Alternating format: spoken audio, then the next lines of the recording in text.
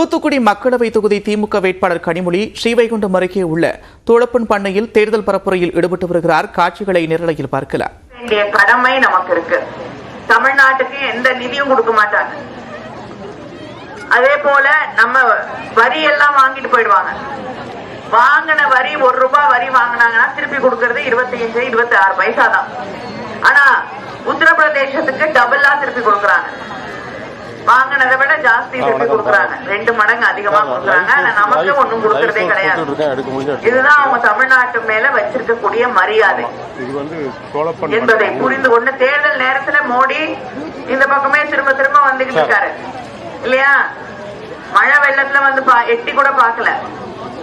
ஆனா இப்ப தேர்தல் வந்த உடனே ஓட்டு வேணும்னா திரும்ப திரும்ப இங்க வந்து எப்படியாவது ஓட்டு போட்டுருவாங்களான்னு பாத்துட்டு இருக்காங்க. தமிழ்நாட்டுல யாருமே பிஜேபிக்கு ஓட்டு போட போவது கிடையாது அப்படிங்கறத அவர் புரிஞ்சுக்கல இன்னும். இப்படி அது மட்டும் இல்லாம 100 நாள் வேலை, யாருக்காவது 100 நாள் வேலை வருதா? கிடையாது. 15 நாள் 20 நாள் வேலை வந்தாலே பெரிய விஷயம். சம்பளம் ஏறுறது இல்லை. ஏன்னா மோடி ஆட்சியில இந்த 100 நாள் வேலை திட்டம் காங்கிரஸ் திமுக ஆட்சியில கொண்டு வரப்பட்டதுங்கிற காரணத்துக்காக அதை நிதி ஒதுக்குறதே கிடையாது. நிதி ஒதுக்குனாதானே வேலை கொடுக்க முடியும், சம்பளம் கொடுக்க முடியும். அதை கேட்டா வேணும்னா கொடுப்போம் நாங்க. ஆனா இப்பொழுது நம்முடைய முதலமைச்சர் அவர்கள் சொல்லியிருக்காங்க, 100 நாள் வேலை 150 நாளாக உயர்த்தி வழங்கப்படும்.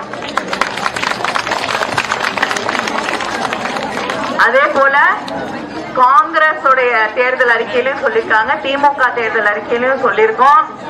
₹400 சம்பளம் 100 நாள் வேலைக்கு.